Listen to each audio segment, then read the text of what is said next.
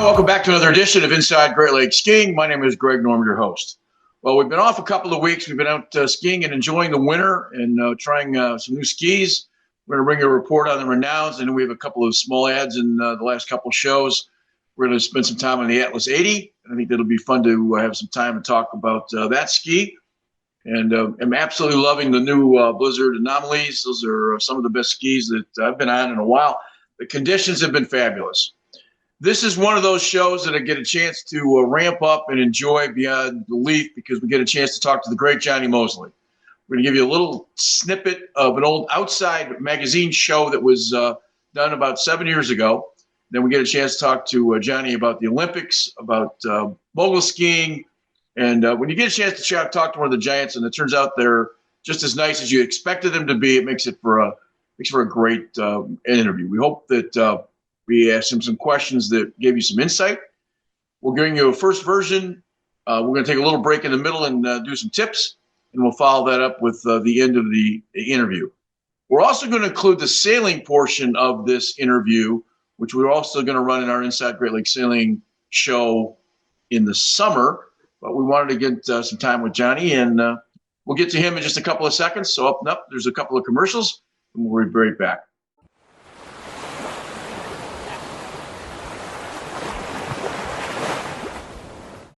Hey there, my name is Cyrus Schenk, the owner and founder of Renowned Skis, and today I'm at ARDL Labs, who have been testing our skis to help us optimize and perfect Vibe Stop.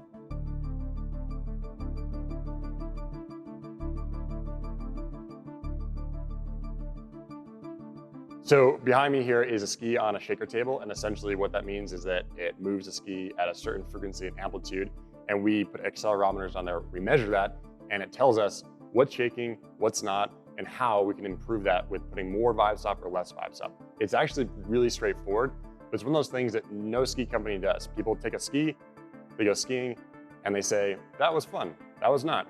We're taking this into a lab, understanding the real data behind skiing to perfect and optimize what is actually a really high-tech material. The first step here is to get a baseline. We want to figure out how our skis are performing at a numerical, quantitative level. We'll first do some vibration testing to understand where and how the ski is exactly shaking so we can implement more or less Vibe Stop in specific areas to help decrease vibrations in the areas that are most important. Once we figure all this out, it's back to the production floor where we'll build and test 5 new variations just to find out the perfect one. And then, once we do, we'll implement this enhanced Vibe Stop across our entire product lineup. At the end of the day, we're just a bunch of nerds that we're taking ski science and material science and putting them together so that you can have the best ride of your life. When I started freestyle skiing, it still looked a lot like this. Competitors throwing the same old tricks and lots of rigid rules. Then the 1998 Nagano Olympics happened. Landing the 360 U grab and winning the gold medal turned out to be way beyond what I ever expected. You won the gold. Where are you going to go from here? I'm going to go ski for Warren Miller, man. That gold medal run didn't just propel my ski career, it ushered in a new era of freestyle and changed mogul skiing forever. I was happy to carry that torch. And when it comes to torchbearers who push the sport of skiing, there are plenty of them at my home mountain, Squaw Valley. Like JT Holmes. In the early 90s, Jonny Moseley was the man on the freestyle team. He was put on the planet to ski moguls. Olympian Errol Kerr. When he threw that 360 meat grab, I think he did more for skiing that day than a lot of people will do in their entire lifetime. Overnight, transformed the sport from something that is old school and kind of stuck in its ways. Jonny Moseley, I think, single-handedly pulled the sport into cool, in the mainstream. Freestyle skiing has progressed so much since '98, and not just for moguls. And as much as people say I've influenced the sport, skiing has given me much more in return. I've been able to travel to amazing places and ski with incredible people. But now, there's nothing better than getting to pass on my love for skiing to my kids. How my kids perceive my ski career, how it affects them. My original theory was that it would drive them to want to get out of town as quick as possible. But so far, it's been positive.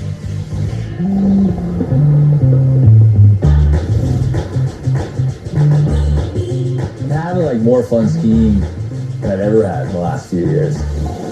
I can attribute a lot of that to like going out skiing with them and seeing like stuff that they like to ski, and like, hell yeah, I love to hit that off the side of a trail like all day long.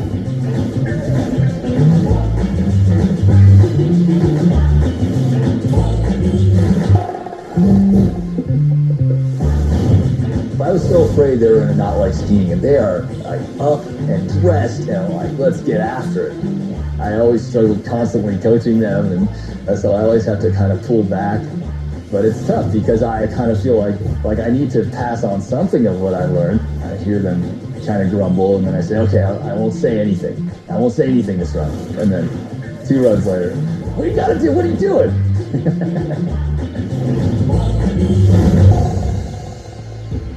Once in a while, Jack would be like, well, can you do backflips, or something like that? And I was like, are you really asking me that question,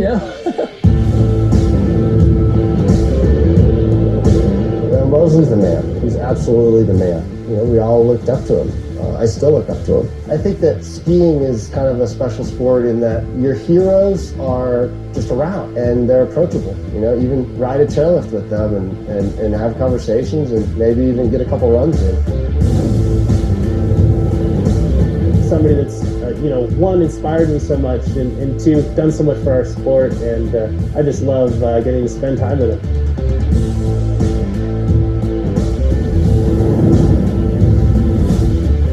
Skiing brings people together, families, communities. It inspires. It pushes boundaries. It's constantly changing. And to keep at it for this long is a gift. We're talking with one of the great skiers of American history. We're talking to Jonny Moseley. I'm assuming we're talking to you from California at this point, right? Yeah, I'm down in Tiburon, just north of San Francisco. Raining, windy, which is good. We need it. Which is where you grew up. I'm going to start with something. We try to start these interviews with a sort of a question, and I think it might be interesting. There's a seminal moment in your career where you don't make the 94 Olympics, and you end up making the 98 Olympics. And one of that, when you're coming down to win the gold, you pull an iron cross, which I'm sure you've done 1,000 times before that. That kind of changed what was freestyle skiing from sort of Wayne Wong style to really kind of cool. You kind of made a stamp on it. At least that's the way a lot of people looked at it. Is that something that you ever thought about? Yeah, I mean, it was definitely I mean, I'm not sure I do. Yeah, I love the history of freestyle skiing. So I often will think about, the different eras, and, obviously it's been so, like Wayne Wong's, obviously is the very beginning, right? And that was and it does have, I do feel like Wayne Wong's influence does have a place in my thinking, right? And I'll explain a little bit, but yeah,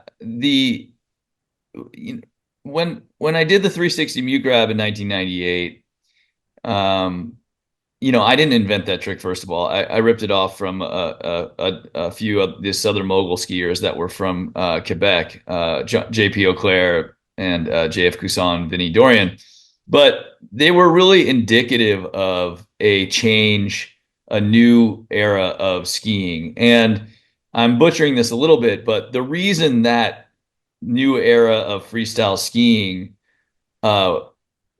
happened was because snowboarding had pretty much supplanted freestyle skiing in the 90s. Okay. Like when I was in high school, call it 1990 to 94, or I guess 89 to 93, skiing was not cool. It was kind of dead.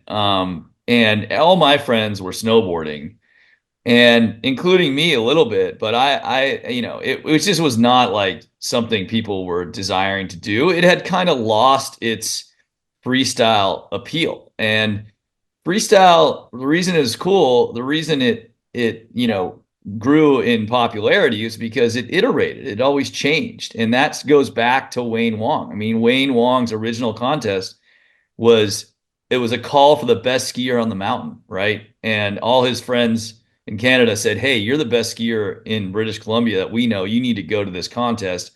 And he skied. I remember he just posted from New Hampshire from the freestyle mogul comp there, where he stood atop the run that he won on, and he said everything in one run.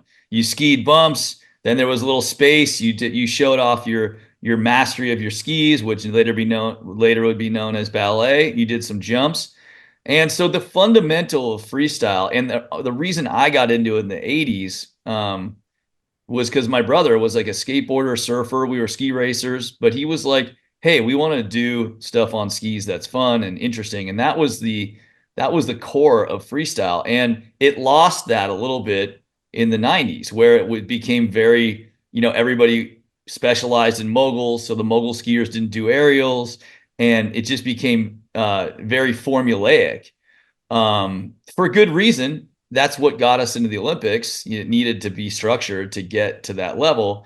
But to put a button on this, that was why I had that feeling of like I always felt like I needed to do what was cool and what was happening in the world, and where was the progression happening. And that's why I latched on to that 360 mute grab movement and the French Canadian kids who came out and started throwing tricks in the terrain park, started doing snowboard style grabs. And that's what ended up rebooting this era. And I was just the catalyst. Those guys really started it. I was the catalyst. My 360 mute grab was the catalyst that sort of put it like firmly on the map, and is kind of, we're seeing a lot of its results today. I think historically, every sport that sort of has that breakout, those new sports that have that breakout, you almost have to have a face. You think of Arnold Palmer in golf, and a little bit later Tiger Woods. There's a bunch of great golfers, but it doesn't necessarily mean that it's just that it's the right person at the right time who has whatever that it is. And I think you were the right guy at the right time in the right moment. I think that's kind of obvious. Let me take you back a little bit. Mom and Dad, did they ski? Yes, they love skiing. I mean, they haven't skied. They're in their early 80s, and they haven't skied in the last they would tell you they skied like 2 years ago, but it's been like 5 to 10 years. So, but they love skiing. Yes. So obviously the entry into the sport is mom and dad skis. You guys living in Northern California, squaw's kind of a sort of backyard. You've got a brother that you get to ski with. So it was in '92 you joined the freestyle team. You mentioned you were a racer. What pulls you out of racing and into freestyle? Sorry about that. We grew up on we went through the programs at Squaw Valley, now Palisades, Tahoe. My dad was an avid skier, but only recreational, never raced. He grew up skiing a little bit of Sugar Bowl, then a little bit of squaw, but not a lot. His dad wasn't a big skier. Then he moved to Puerto Rico, and we were all born there. That's where he met my mom. She's from the East Coast.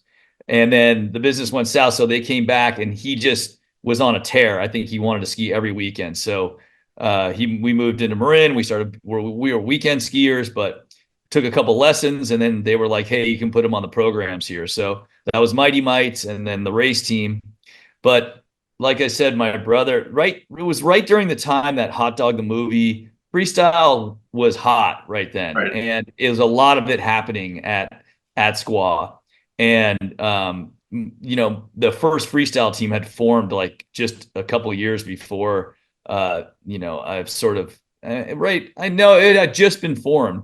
And my brother, I gotta give all the credit to my brother Jeff. He just was he was a guy who loved skiing, he loved skateboarding, he loved punk music.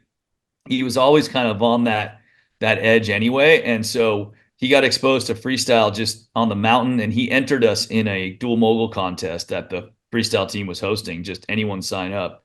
And we just jumped in there and loved it. And the coach was like, "You guys got to join the freestyle team." And like pretty much the next day, my older brother went to my dad and was like, "We want to do freestyle." And so my dad, just to his credit, my dad wasn't like, "Oh no, you need to be a racer." He was like, "Okay, let's do it." Signed us up. When did you know you were good? I mean, I got a lot of like, you know, support just because I was the youngest kid by far in the program at that time. Now you got a ton of 9-year-olds in the program, but I was probably one of, 5 people in the whole Tahoe Basin skiing at that age. So everyone, I was like the little kid, hey, yeah, you're doing great. I think me personally, when I believed I was really good, was when I won junior nationals.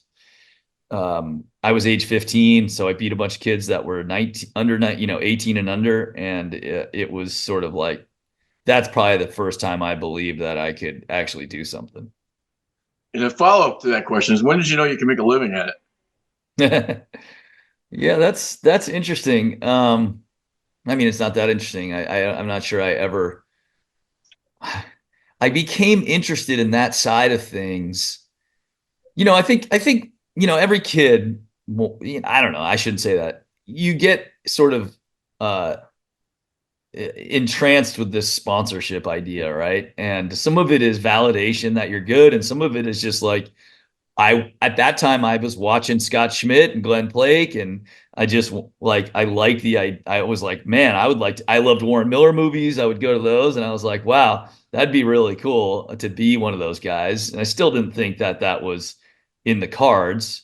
Um, but I did start the hustle of writing letters, trying to get sponsored by the time I was 60. Actually, I have a photo. I just was in my mom's closet and I have a photo of like one of my first resumes.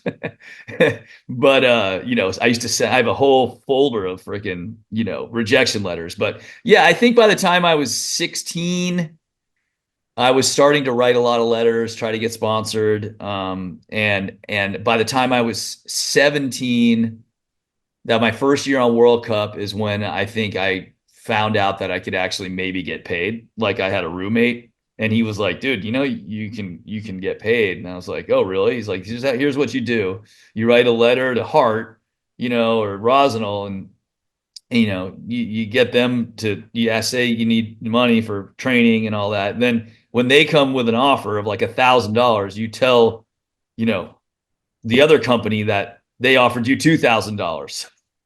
So like I started to learn about the business probably about 17 or 18. And some of that was just trying to get off my parents' dole, right? Like at that point I was like, yeah, this, if I can, that's great. And then I came to kind of enjoy the process of trying to work with ski companies, et cetera.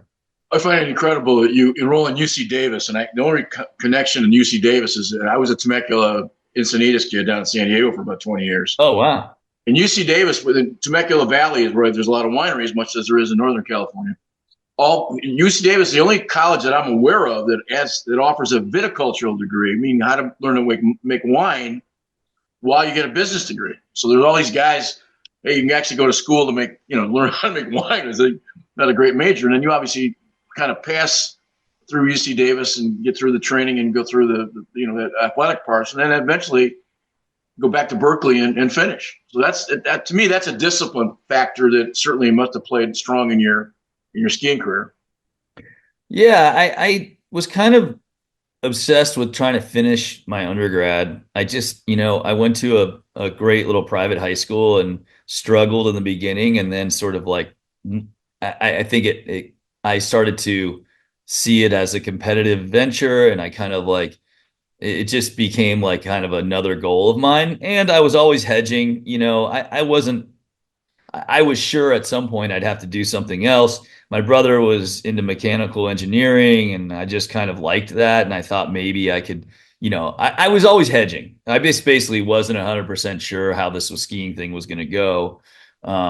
And so and my parents had, obviously wanted me to finish school, et cetera. And so, but then it became more like a personal thing. Like, okay, I got into a couple schools out of high school, UC Davis and UCLA. UCLA was untenable because it was so far away, and I was only going to go for a quarter a year anyway. My brother was already at Davis, and it's a killer school. So I loved it, worked out perfectly. And then over time, I just kept deferring and deferring. I went 3 spring quarters, and then I had to bail completely to get ready for the 98 games. And then after the 98 games, I was like, now I'm going to finish school, and transferred to UCLA because I was like, I want to surf and party. And then I realized actually my life is just getting my career is just starting. I want to do another Olympics. I want to do X Games. So I bailed again. And then the Berkeley thing fell in my lap. I just they asked me to give the commencement. I had already bought a house up here in Marin to be close to my parents. And after I gave the commencement, I asked if I could transfer in there, despite not getting in there after, out of high school. So, but they let me in, and I finished my undergrad there. Still thinking I was going to do something else. I thought I would transfer. I was still kind of in the ski industry. I was doing a lot of TV stuff, but I was still searching for, like, maybe there's another gold medal passion in there for me to latch onto. But I kind of ended up just back being doing the business of me. Well, I asked that question because if you think of the sport, hot dog is occasionally used in parts of the freestyle. It's a different look than maybe what you typically look at racers, and sometimes you think of maybe less competitive, less serious about the sport. And I think the guys that I've met and the guys we've talked to, one of the conversations we had with Wayne Wong was, he was a level 4 USSA PSIA coach and instructor long before he ever got recognized as a great freestyler. I mean, he was an unbelievably technical skier. He was one of the best on the East Coast. And sometimes it gets translated. If you're freestyle, you might not be as serious at it as others. And obviously, if you look at your background, I'm guessing if I talk to your boys and your wife, they'd say you're certainly a type A, because you can't do what you've done without having that drive and that competitive spirit. I think that's a fair statement. Yeah, I mean, it's interesting you bring all that up. I mean, I'm raising teenagers now, and it's you kind of, and the more I reflect on my career, give talks or whatever, you can boil it down to, being competitive. You don't know what path you're going to end up in, and you might bump up against this path and it pushes you to this path. And I don't know if I would have been a great alpine racer. I mean, I don't know if I'm even, I obsess now with, making a perfect carve and being technically good, but I don't even know if I was set up that way. I can tell I'm kind of like, I don't sit on a flat ski. I feel like I was made to ski moguls. And the alpine racing is supremely competitive. I mean, it is gnarly, and I give those guys all their due for it. I mean, I like to, I understand why those guys scoff at the freestyle disciplines and all the outside disciplines, because racing is such a specific, and you've got to be a real nut, and not even just like have balls, but you have to be obsessed with drills and just the finer points of every turn. And it's a lifestyle, like alpine racing. My kids did a bit of it, so I know what it's like. So you got to give them their due for what they do. But I do think there is also, at the highest levels of all these disciplines, you've got the same OCD like personality that's willing to try to dig into like tiny little nuances of how to get better. And that's a mentality that you have to have in pretty much any of the disciplines in any sport. And so yeah. From the race world and from coaching for 40 years, we would always stand on the side watching you guys come down the hill, wherever it was, and just admired the feet and the quickness and certainly the knee generation. What makes a good mogul skier? Yeah, I don't. It's funny. I sometimes I don't. I love these questions because, like, I often wonder about that too. Like, how did how did I do that? Like, why am I good at that? Like, why? Um, well, I mean, there's all the intangible stuff we're talking about, but yeah, I do think there's a certain feel for very quick feet, lateral motion. And extremely quick plyometric ability. I think there's a processing element to it as well. I mean, I think they used to do these tests on us where they'd flash numbers and you'd like have to process them. And I do think there's a processing quickness that is key with moguls. Vision, I think, is really important. It's like how good's your vision? Like there's a lot of things I think I was born with, and that really set me up for moguls. And then I think the environmental stuff, Like I said, just sort of how you're set on your downhill inside ski. Um, you know, lateral quickness was something my coach really, Cooper Shell and all my coaches really, but Cooper Shell really drove into me even at the later stages. Seems like such an easy, basic fundamental of skiing, but like I tell people when I'm teaching them moguls, stacking over the outside ski. It's funny. I just read this article on Marco Odermatt, how, he's back to skiing like an A-frame, but they say he's always got his way to his outside, so it doesn't matter. And that's kind of mogul skiing summed up, except it just happens a lot quicker, and you're not obviously as angulated. You're just right on that outside edge, and that's the fundamental for us, is that connection with the outside ski inside edge from about the arch back, and then how quick you can get to the new ski.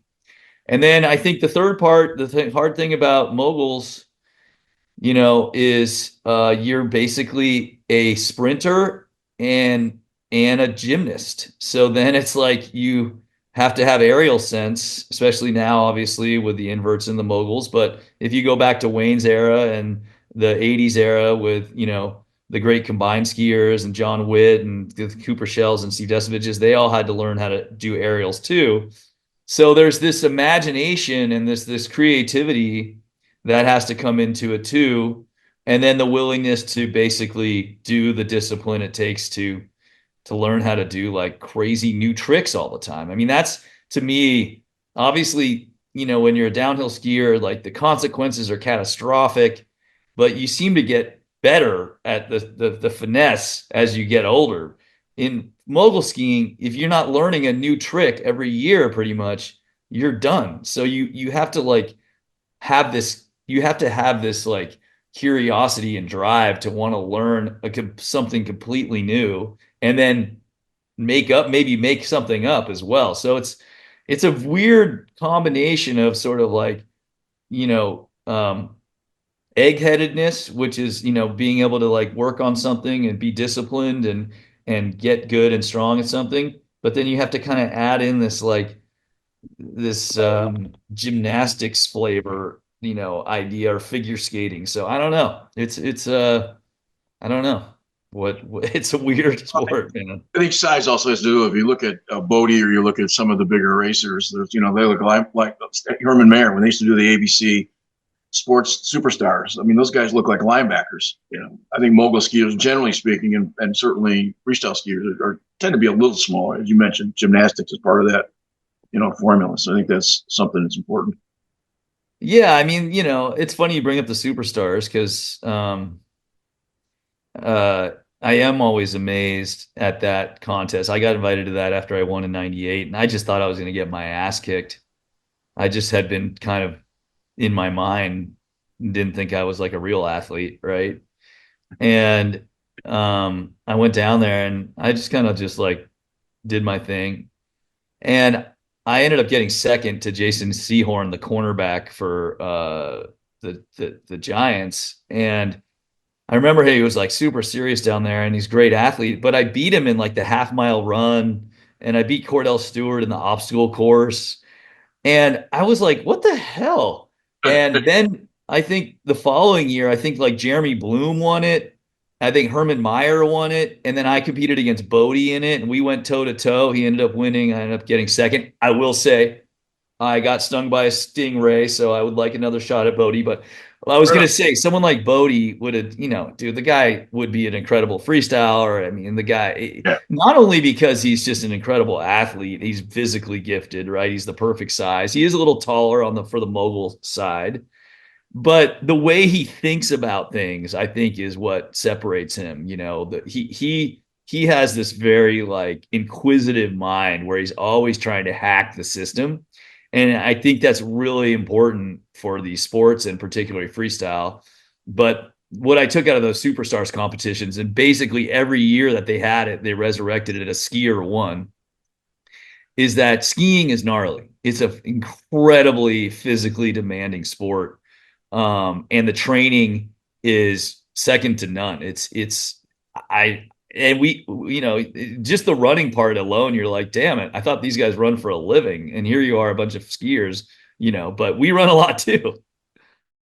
That's the first part of the Jonny Moseley interview. We're going to bring you a little more information here for a few minutes, and we'll come back to the second part of the interview in just a couple minutes. To be a good skier, you need to be able to separate your lower and upper body. Your lower body is your ankle, knee, hip, and your upper body is your core, shoulders, head. The reason why you need lower and upper body separation is that you need to get this downhill ski up on edge. And the only way to do that is put your ankle, knee, hip into the hill and your upper body separating it and putting it down the hill. We need this drive down the hill to counter the forces that we created on our skis. If I don't separate my lower and upper body and I'm a straight line, I don't have any force or power on my skis.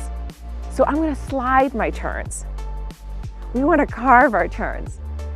And the ski is a tool. We want to put force on that edge. The ski is made with camber. When I put my ski up on edge and I bend it, it has energy. If I don't bend that ski, I'm just going to be sliding it around. When I bend it, I'm going to create energy out of that turn and it's going to release me forward. But the only way I can bend that ski is if I separate my lower and upper body, countering the forces that are created under that downhill edge. So remember, if you want to set that edge and make clean carved turns, especially on the steeps, you need to separate your lower and upper body. Get that crunch right there, and you'll make beautiful carved turns. We don't just repair injuries, we look within to harness the body's own power to heal and decipher the delicate balance of tendon, cartilage, and bone. Developing new treatments so you recover faster. The Steadman Clinic and Steadman Philippon Research Institute. The future of orthopedic medicine is here.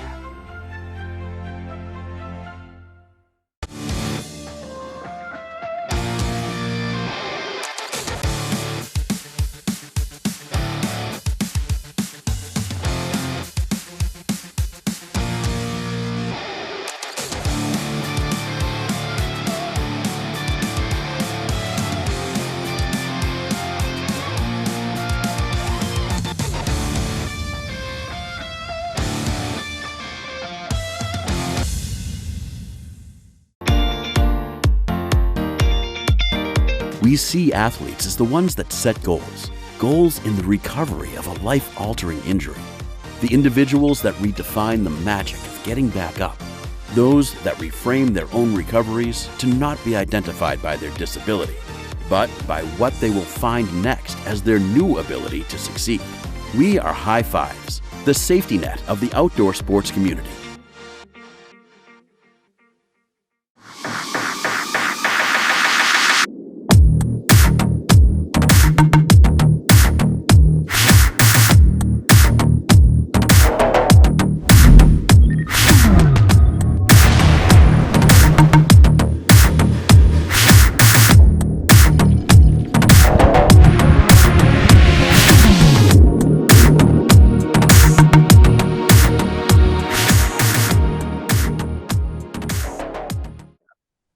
I wanted to ask this is a question I ask of almost everybody in a number of series that we do. You got a chance to wear your country's colors. You're disappointed in '94. You come back in '98. What's it like in your brain? How do you explain to people what it's like to actually be a part of an athletic program that represents the entire country? Yeah, I mean, yeah, it's interesting because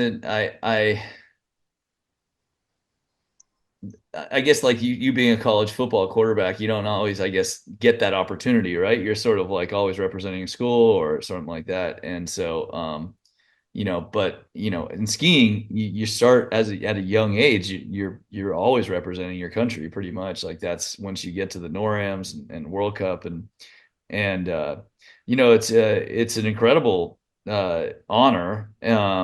It's also very interesting because you're competing as a team, but you're in an individual sport. So it was always like a very I always found it a very interesting dynamic because you're competing under one flag for the same team, yet and you're sharing coaches, yet you're trying to kick the crap out of each other. There's really no award for winning as a team. I mean, there's the Nations Cup and all this stuff, but it's not the same as winning like as Oh, but as I a think group. So the Olympics are a whole different animal, right? I mean, the Olympics that's with the every 4 years. I understand the NORAM and the World Cup and all the rest of it, but when you're competing in an Olympic event, it's far bigger. I think, at least the people that we've talked to, is far bigger than most of the regular competition you guys face. Is that fair?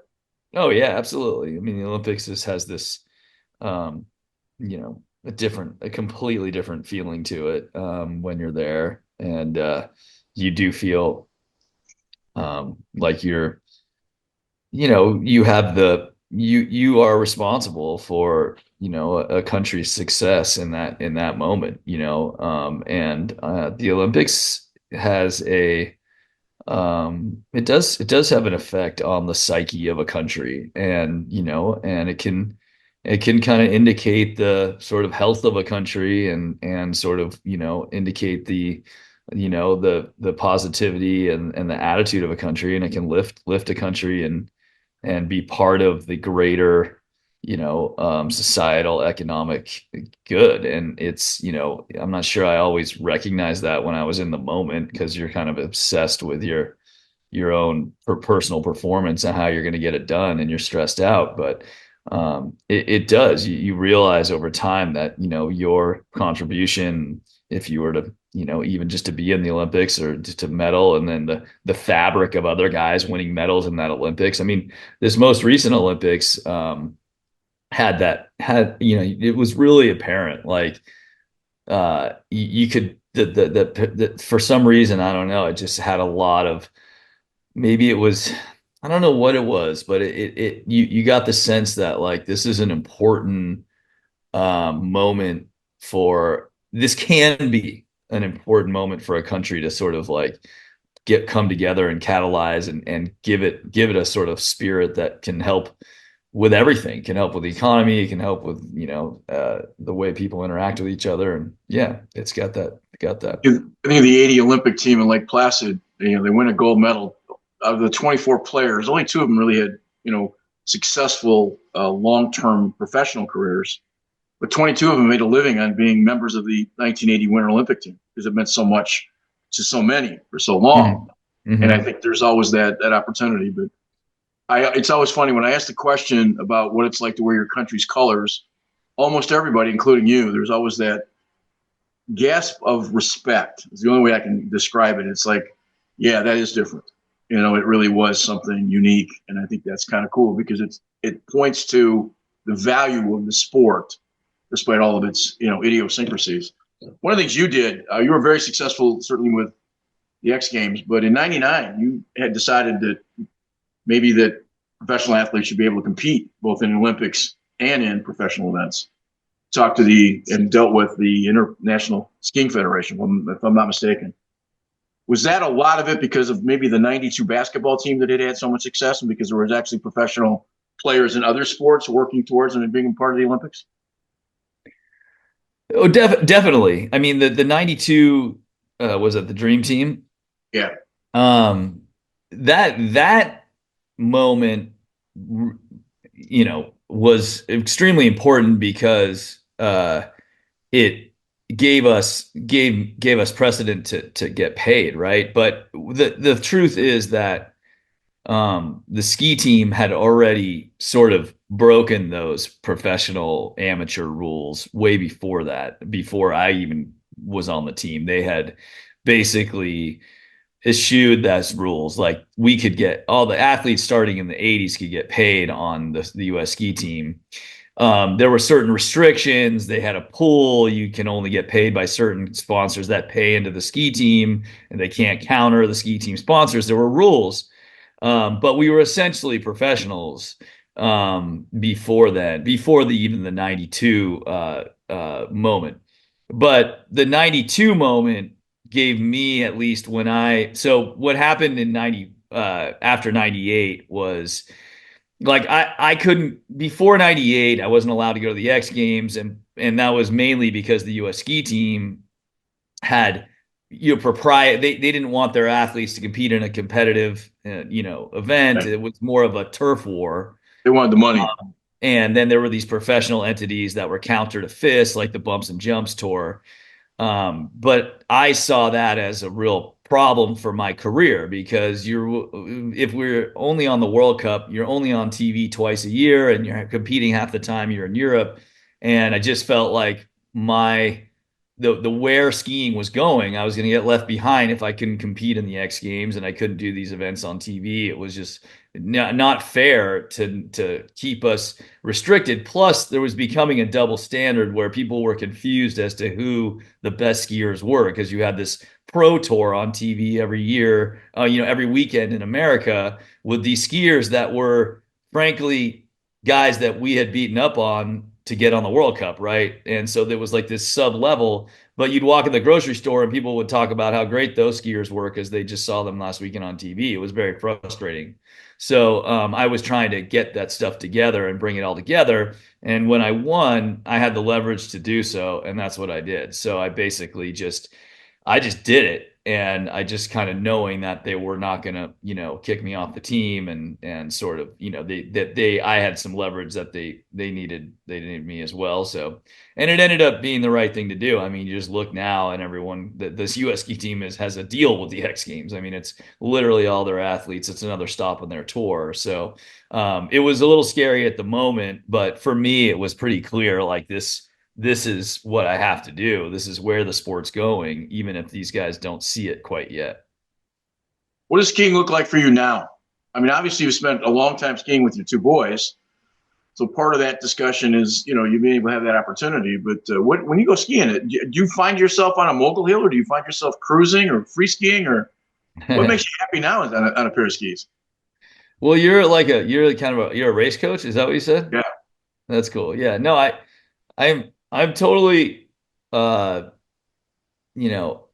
gives me joy now is just like an amazing groomer, long groomer, and just trying to just link turns and feel good and get some G forces and feel the skis link up, hook up, and see what I can do. I mean, I don't know. I've kind of I quit doing inverted tricks. I broke C5 like 10 years ago. And so I just quit cold turkey. Just because I was like, why am I doing this? And it was the type of, it's like my dad would say about flying. Like, if you don't do it every day and you don't practice a lot, you're destined for an accident, right? So it was one of those moments. So a lot of that stuff is like not interesting to me anymore. And I'm on the backside of it. I'm not getting better. I think the best thing about skiing, the best thing about a sport, is learning getting better at things. That's what gets me going, is that process of like learning a sport and learning something new.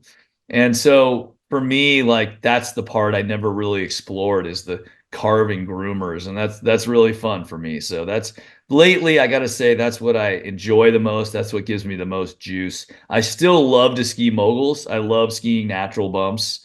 100%, like, all day long. I still love the finesse. I love the challenge of trying to find that outside ski, because it goes away. It's a fleeting goal. It's a fleeting process. So those are the two things that excite me. I'm not even that stoked on like some crazy powder day or hucking my meat off a cliff. I just like a sunny bluebird groomer and some nice soft bumps. That's me. Jack and Tommy are your sons. Am I right on their names? Yeah. Mm-hmm. Are they better than you yet, or are they still got a little in the tank to beat them down the hill? Yeah, I mean, they've got some tricks that I don't do anymore. So they're definitely, in some respects, they're better than me. But they've got some work to do on the finesse and the angles, and as you get older, you start to. I feel like some ways I'm a better skier than I was. I've lost a lot of things, but maturity comes.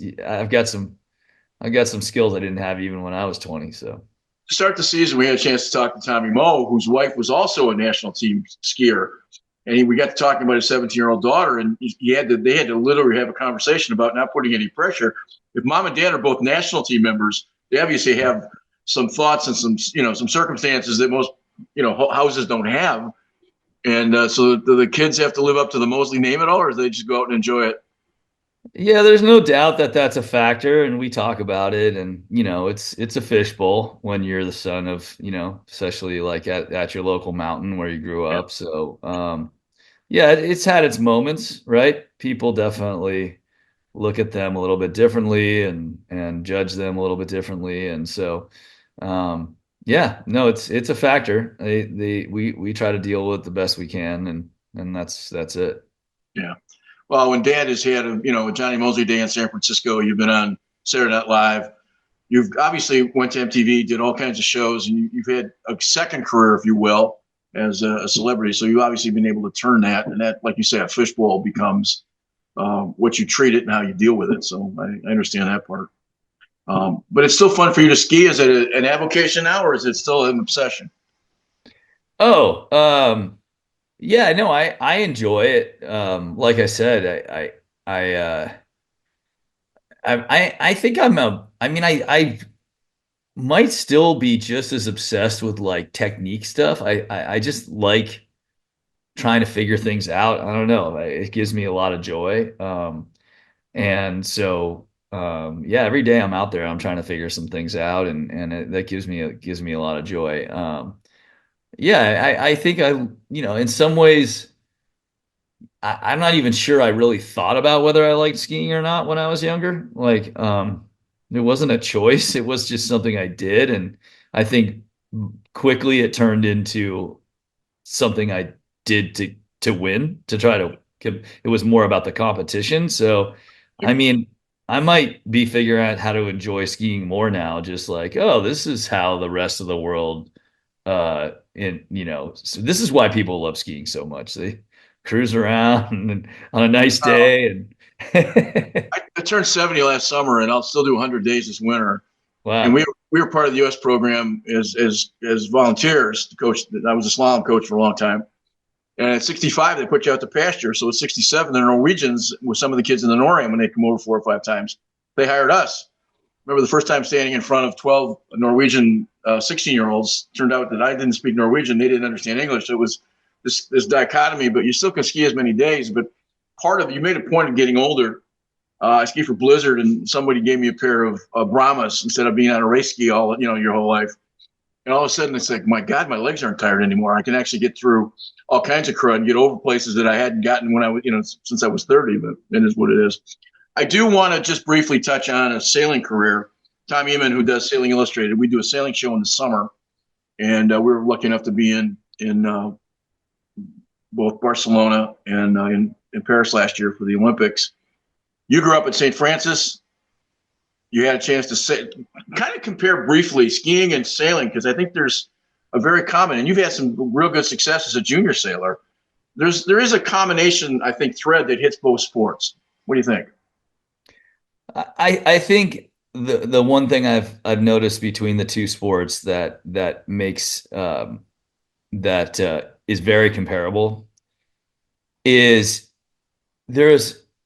you can be it takes a special sort of I guess grit, if you will, to compete in sailing. Like when you're out there and you're literally soaking wet, it's cold, it's windy. When you're a kid, it's actually pretty scary. Like, you're when you're out in the middle of San Francisco Bay and you're trying to compete and you're out there all freaking day and there's nowhere to go. You're all day long sailing every day, and you're just like in miserable conditions, and you get a nerd to it and you get used to it and you learn to sort of dig through it and still have to do math basically while you're in that state of mind and physically grind, while also having tactics involved. So to me, those two parallels between like competing and skiing is also, I used to not even think about it, but like if you compare it to baseball or, maybe football, you get some really gnarly conditions and stuff, but it's not like all day long. And so I think the ability to sort of like be very uncomfortable in a very rough situation all day long and still be like trying to win something and not just survive is a very it's a skill that's acquired. And I think I give a lot of credit to sailing for giving me that kind of like ability to just like deal with it and endure basically pain, um, while still trying to perform. What did you sail competitively as a kid? Yeah, so I grew up, sailing on this side of the bay at the San Francisco Yacht Club at their junior program, and we started racing El Toros, which is like the 80s version of Optis out here on the West Coast. And, my brothers and I it was just like ski racing where it was very serious. We raced every weekend. My dad built a trailer that held all three boats and all the gear, and you'd go from one side of you'd hit all from here to Richmond to Alameda, up to freaking Inverness, and you compete every weekend, 2 days, 3 days, whatever. And then we'd go to junior, then we'd go to nationals every year, either usually on the West Coast, drive to Oregon or Washington, and you go with a team. It was very similar to the skiing Traveling situation. circus. Yeah. And, Yeah. you got to deal with a lot of equipment. That's another similarity where the equipment is really important and you need to be handy. You need to be able to work on stuff. You need to be able to like things break, you got to fix it. And you got to know how to make your boat fast. And so those things I think prep me for that. And then there is the hiking out. I feel like I used to ski really backseat and I had the legs to do it because I just basically hiked down a rail my whole life. I mean, I ended up going straight from El Toros into FJs. I skipped the laser zone, especially because I was kind of small. And so I did, FJ Nationals and all that stuff. And then I started going into we raced Rose 19s and stuff like that. We started going into, um, I started to get sort of like sent by the club to like race in Etchells or something, junior nationals. And that was when the rubber hit the road. And that's when I realized, okay, I got my ass kicked by some kids from Louisiana and down in Newport. And I was like, okay, if I'm going to do this, I have to pick one or the other. Like I'm going to have to sail all winter like these guys do or, quit. So that's when I bailed and just started, skiing all summer. And my philosophy was that I could come back to sailing when I was older and still try to go to the Olympics in sailing. I definitely wanted to go to both, but turns out that's not really a reality. But that was the rationale I had in my mind, is that if I'm going to ski, I got to do it now. And I did get back into sailing and raced campaign of Melgas for a little while, 24 and a 505, but then I had kids. We had both Harrys, Harry and Harry Jr. Harry, the grandson, Buddy's grandson. Yeah, I got to race with Harry, man. He was on American Magic this year, and as part of that Barcelona stuff. And they've got some really good young racers coming up that are, I think, going to get out of the way. The old guys got to get out of the way and let the young ones come, because the 19 and under World Championships at Barcelona, actually, I think finished second, and we couldn't find our proverbial butts with the big boat, because it's hard to run an army when you got 6 generals. It makes it difficult, but that's a whole nother discussion. This has been a really good conversation. I really appreciate the time that you've spent, and hopefully you have what's great of the rest of the winter. So, Johnny, thanks so much for sailing. It's a big part of my life, and I love it, and I'll do it forever. And so it's always interesting to talk to another sailor. It's a gnarly sport, and I love it. Love following it. So appreciate your time. Wanted to thank Jonny Moseley for taking some time. We're going to be back in the next couple of weeks with Ted Ligety, Bodie Miller. We're kind of hitting a hot streak. Holly Flanders is going to come on. We're going to talk to some of the older racers. We're also going to get back around in February and bring you some of the local highlights and color. Get back to some of the MAC racing. We want to be able to get hopefully some interviews with some of the ski resort operators and some up close and personal Michigan skiing. Maybe we'll take a look at some of the beer can racing and how that all feeds into what turns out to be a great Michigan winter. We hopefully you enjoyed the show. Like I said, it was a real treat to have a chance to spend some time talking to Jonny Moseley. And we'll be back inside of a week with the next show. And we've got 4 more to finish up for the season. And we'll bring those to you, the best we can. So for all the guys, I'm back. And again, wanted to thank Jonny for the opportunity. And we'll be back next week with hopefully another show. So stay tuned and we'll see you next week.